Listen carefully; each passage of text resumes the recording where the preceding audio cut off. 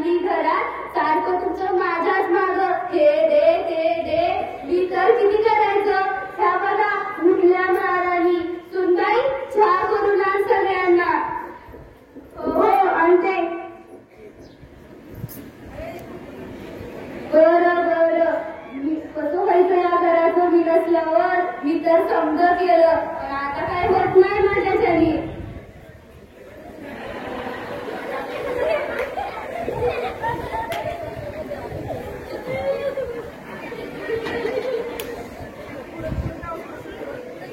झालंय गोड झालाय झाला साखर काय तुझ्या बापाच्या घरी आणली काय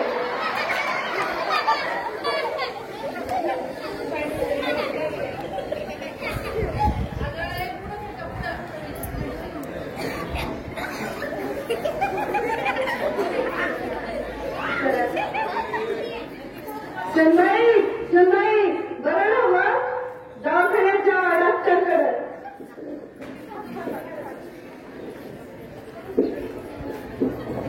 ईश्वरराव काय म्हणताय आमच्या हिला जरा बरं वाटत नाही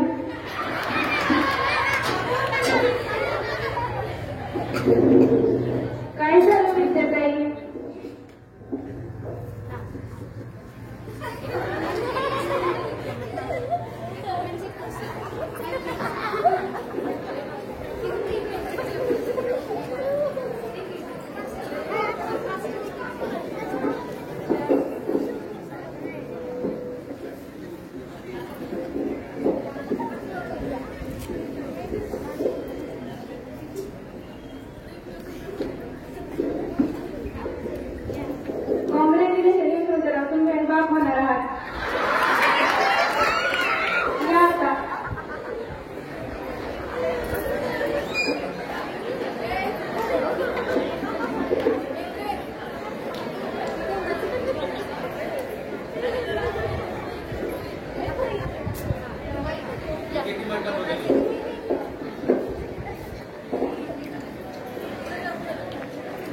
या पोरांनो या अगं पाणी आणते ना दवाखान्यात आलीत पोरं काय म्हणले डॉक्टर यशवंत मी बाप होणार आहे हे बघ यशवंता मला नातूच पाहिजे मला पण नातूच पाहिजे हो हो मुलगाच होईल चला आपण तपासू नको नको तपासायला जे होईल ते होईल काय होतंय त्याला पैसे दिले की काय पण होतंय मुलगी झाली तर लग्नाला शिक्षणाला किती पैसे लागतील चला आपण तपासू अगं कुठं फिरशील बाबा अहो गवस आहो तुम्हाला काय कळतंय यातलं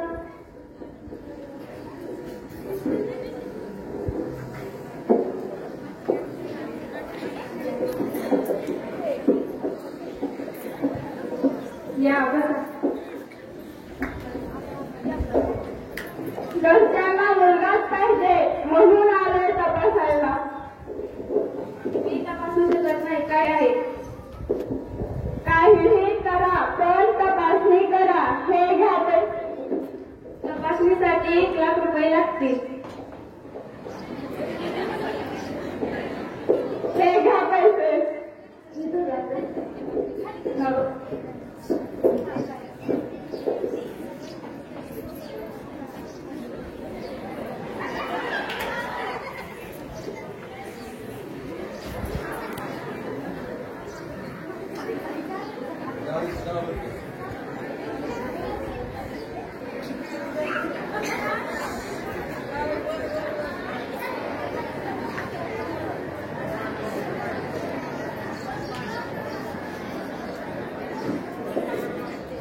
तुम्हाला मुलगीच होणार आहे आता काय करावं आता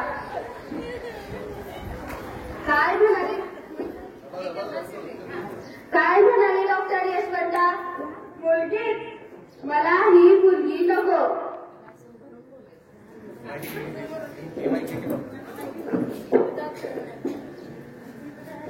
काय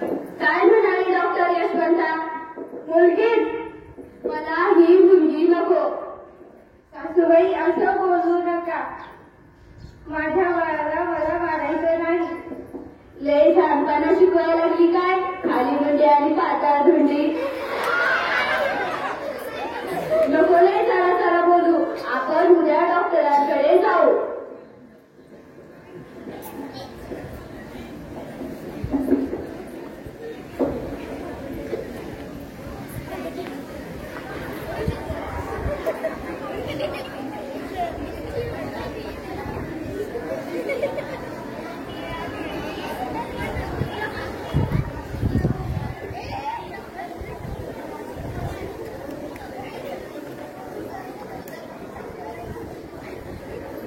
या बसा. डॉक्टर, आम्हाला ही मुलगी नकोय. मला ही मुलगी हवी.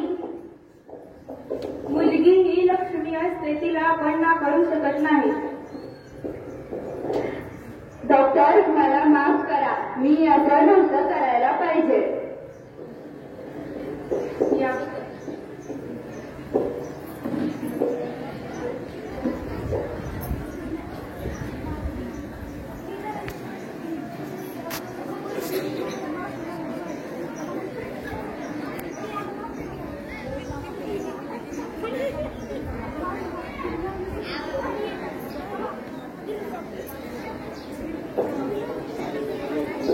काही दिवसानंतर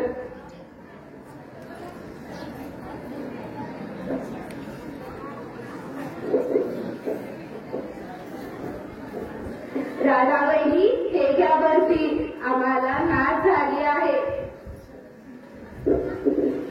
बरं बरं, धन्यवाद.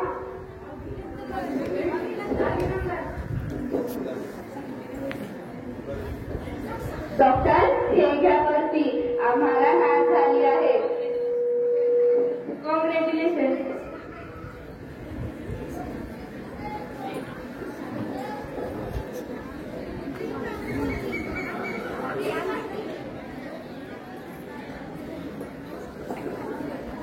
अशाच काही प्रसंगातून या स्त्रिया घडल्या आहेत. सावित्रीबाई फुले, ज्ञानेश्वरबाई फुले, अहिल्याबाई अशा अनेक जणांमुळे आज स्त्रिया सक्षमपणे उभ्या आहेत. प्रत्येक क्षेत्रात आपलं नाव मोठं करत आहेत. यांना आपण कधीही विसरलं नाही पाहिजे. धन्यवाद.